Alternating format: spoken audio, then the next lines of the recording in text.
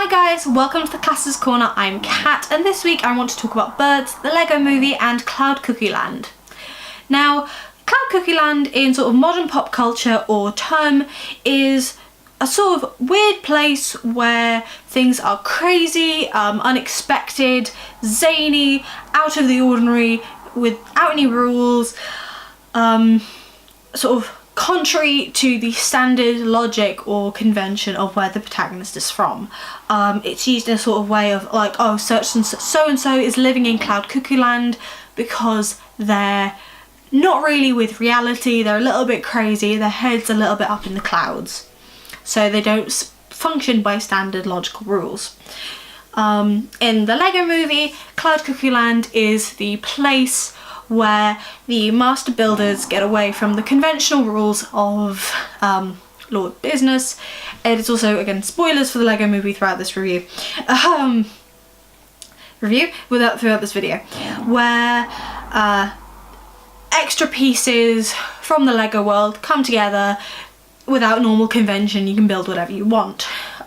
Supposedly, I'll get to that.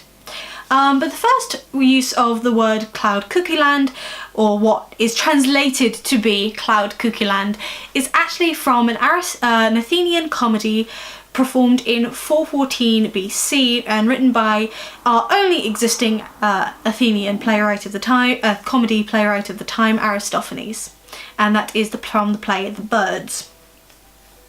Now, before I go into Cloudcuckooland and the Lego Movie from the classics, I'm just going to give you a quick rundown of the depiction of Cloudcuckooland in The Birds and see how it lines up with our modern interpretation of what that word means.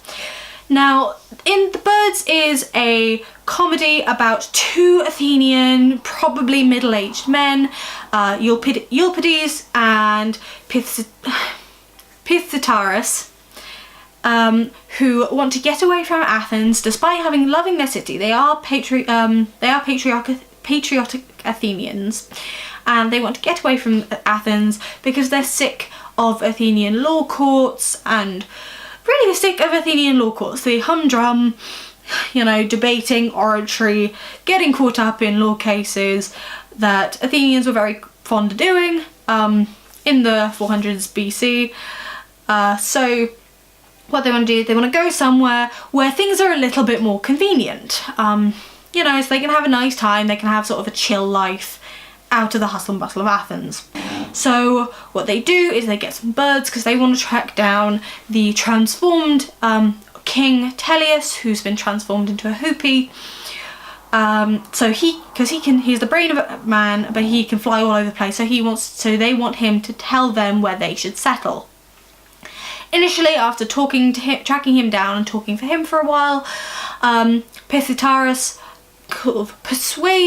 gets a bright idea in his head and actually tries to persuade Teleus and the other birds that actually what the best thing that they can do is actually for the birds and then these two Athenians to create a city all of their own in the sky, the aforementioned Cloudcuckooland. So they can have a nice relaxing, rather than going to a different city, they want to found this city in the sky and have a peaceful time there. How they persuade the birds to do this is saying that the birds were the original inhabitants of the earth, that they actually have more divine aspects in birds than the gods do, and they should be getting the sacrifices that the gods do, the smell of wafting, burning sacrificial meat, that they should be getting that and not the gods. So what they do is they set up a city in the clouds to sort of intercept the sacrificial smoke before it gets to Olympus. And they managed to do this. They set up a city. It's actually, contrary to what you might think, it's not actually a weird zany city, other than the fact that it is in the clouds and it is founded by birds. Well, two Athenians and birds. But other than that, it is a standard city.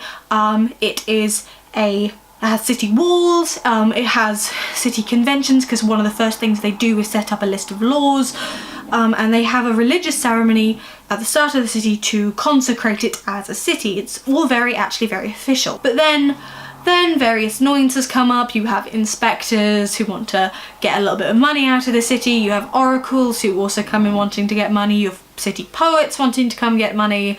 The gods want to come and negotiate to see what's going on. So they send Poseidon and Heracles and sort of barbarian gods, the tribalmen, to debate with them.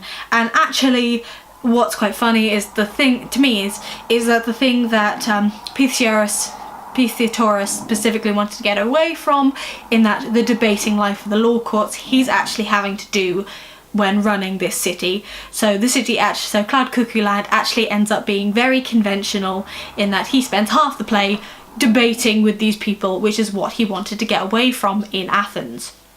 So Cloudcuckooland is actually what we would recognise as a conventional Greek city.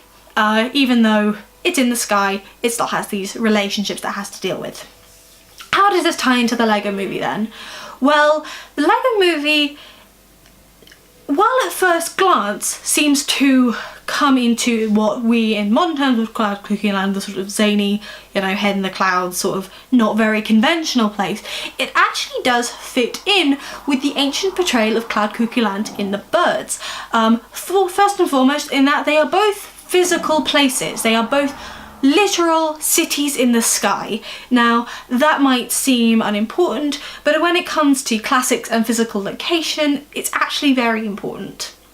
The fact that Cloudcuckooland in the Birds is a physical location, is a city literally in the clouds, and the fact that the Lego movie's Cloudcuckooland is a physical location where people can come and go. Again, an aspect in the Birds is the constant coming and going of different people within the play, adding that comedic effect, as that works with the same way as Cloudcuckooland in the Lego movie. You see people coming and going.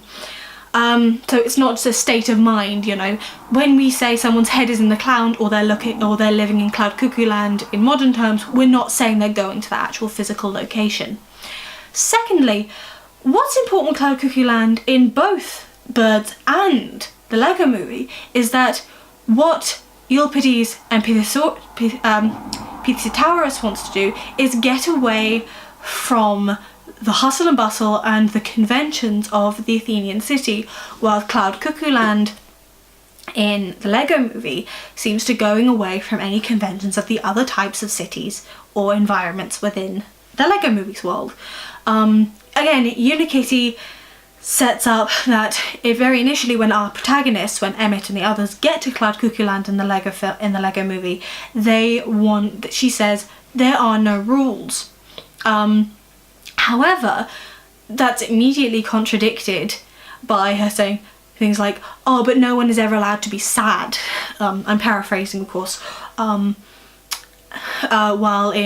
there are rules, there are conventions.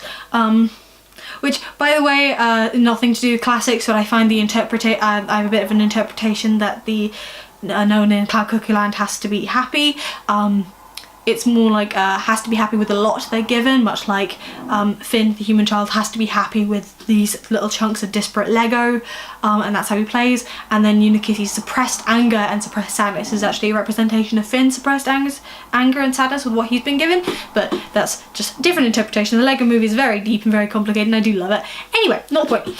Getting back to classics is that it, again, unlike the supposedly ruleless Cloudcuckooland in the Lego movie, which does actually have rules and order, even if it's not apparent, Cloudcuckooland in Birds also has an apparent thing. They wanted to get away from the rules of Athens, but in the end they ended up having a set of rules for Cloudcuckooland, which makes it more of a conventional Greek city.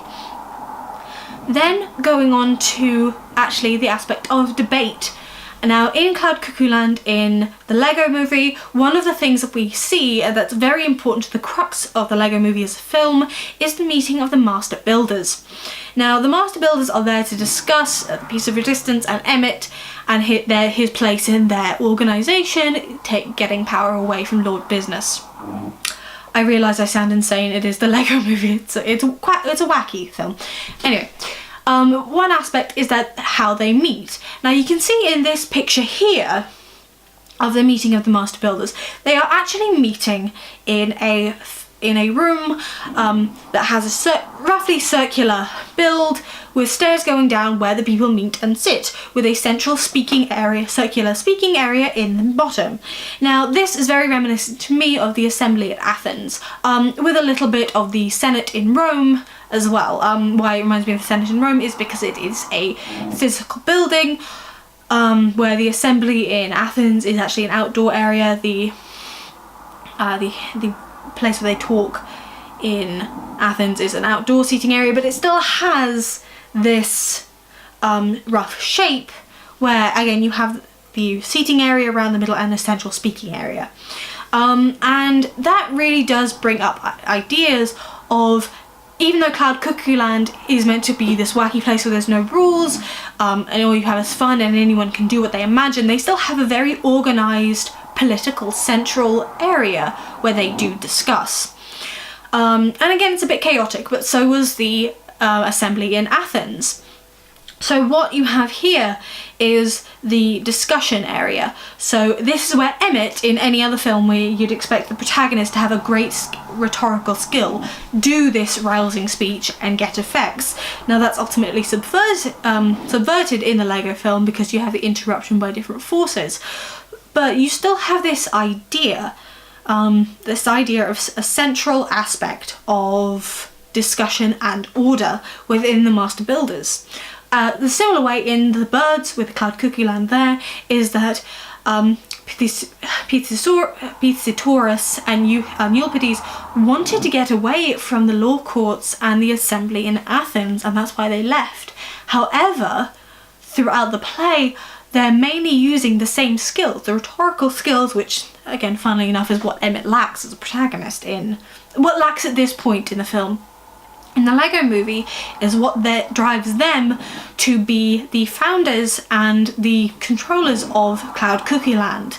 Ultimately, having this subversion of expectations where you expect things to be different and wacky in this area, in this Cloudcuckooland, this insane place, ultimately is very ordered. And the same can be seen in the Lego movie, where even though it's wackiness, you still have this idea of order running through it, contrary to what you'd maybe expect. So actually, Cloudcuckooland in both Birds and in the Lego film don't quite match up with our common idea of what Cloudcuckooland is, but they're actually very similar to each other.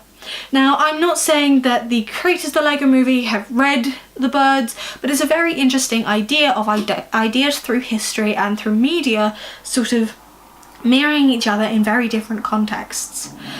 So yeah, that's my idea on Cloudcuckooland in both the Birds, in the first use of Cloudcuckooland, and then the Lego movie, a very popular aspect of the Lego movie is Cloudcuckooland. So that's that. I've said Cloudcuckooland way too much in this video, and I will see you next week with another video. I'm doing another video on the Lego movie, and in that one I'm going to talk about how the Lego movie is very, very platonic.